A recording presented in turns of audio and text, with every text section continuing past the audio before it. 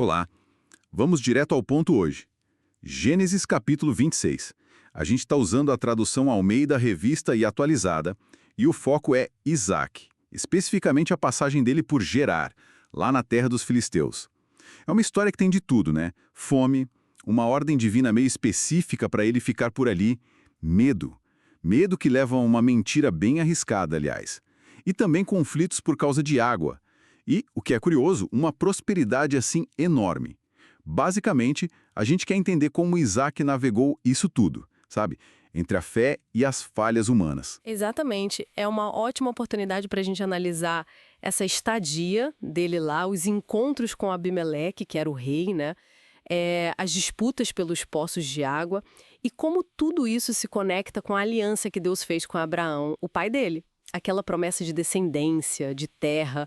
É um capítulo rico, cheio de padrões de comportamento, interações humanas e divinas, assim, bem interessante. Bom, tudo começa com a fome na terra. Isso força Isaac a ir para Gerar. E aí, olha só, o Senhor aparece para ele e fala especificamente para não descer para o Egito, mas para ficar ali mesmo, em Gerar. Isso. E junto vem a promessa, né? Bênçãos, a posse da terra, muitos descendentes, como as estrelas, repetindo a promessa feita a Abraão. E Deus até menciona a obediência de Abraão como um fator. É uma instrução bem direta. A bênção está ligada a permanecer ali, naquela terra específica. Só que quase que imediatamente. Vem o medo, né? A fragilidade humana. Exato. Perguntam sobre Rebeca, a esposa dele, que era muito bonita, e ele Diz que é irmã. diz que está com medo de morrer por causa dela. Parece que ele não herdou só a bênção de Abraão, mas as neuroses também, né? É um padrão impressionante, né? Uma repetição do que o próprio Abraão já tinha feito. O medo humano ali falando mais alto que a promessa divina que ele tinha acabado de receber. Levanta aquela questão, né? A fé anula o medo? Ou elas coexistem, como a gente vê aqui? É complexo.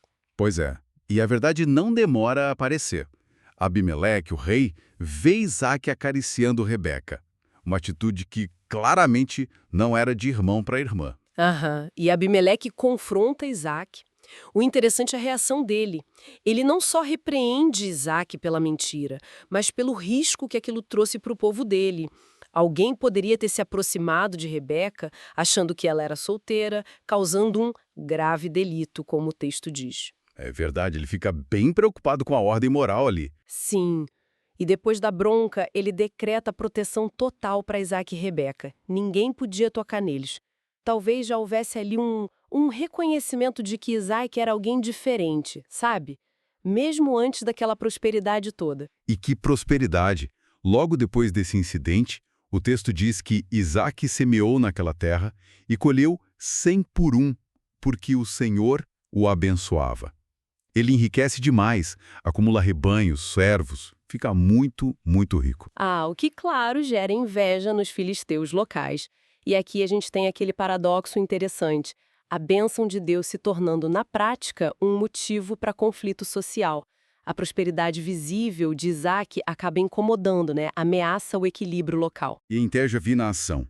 Eles começam a entulhar os poços que os servos de Abraão tinham cavado tempos antes. Um ataque direto a um recurso essencial, a água. A coisa fica tão tensa que o próprio Abimeleque chega para Isaac e fala: olha, é melhor você ir embora, porque você ficou muito mais poderoso do que nós. É um momento tenso. Mas aí Isaac se muda para o Vale de Gerar. E a estratégia dele é interessante. Ele não parte para a briga direta. Ele começa a reabrir os poços antigos do tempo do pai dele. E dá os mesmos nomes. Isso é significativo, né? Muito. É uma forma de afirmar a história, o legado, o direito dele naquele espaço. Mas a disputa pela água continua. Os servos dele cavam poços novos e os pastores de Gerar reivindicam a água. Surgem os poços com nomes que refletem isso. Ezeque, que significa contenda, e Sitna, inimizade. Mas o ponto-chave é: Isaac não fica brigando. Ele cede, se move de novo. Exato. É uma tática de resiliência, talvez. Ele foca em encontrar espaço, não em ganhar disputa imediata. E aí ele cava um terceiro poço novo e dessa vez não tem briga. E ele chama de Reubot, lugar amplo. A interpretação dele é clara. Agora o Senhor nos deu lugar e a gente vai prosperar na terra. Ele vê a paz como um sinal de Deus. É uma perseverança focada em achar o seu espaço, literalmente. Depois disso, ele sobe para Berseba. E lá em Berseba tem outra aparição divina. O Senhor reafirma ser o Deus de Abraão, diz de novo, não temas, porque eu sou contigo, e promete abençoá-lo. Isaac reage como? Constrói um altar, invoca o nome do Senhor. Há um momento forte de reafirmação da fé, né? Sim, o marco. E aí vem a grande virada diplomática. O próprio Abimeleque, junto com o amigo e o comandante do exército dele, vai procurar Isaac em Berseba. Isaac compreensivelmente estranha, né? Ele pergunta, ué, vocês vêm me visitar sendo que me odiaram e me expulsaram? Mas a resposta de Abimeleque é surpreendente e direta. Vimos claramente que o Senhor é contigo.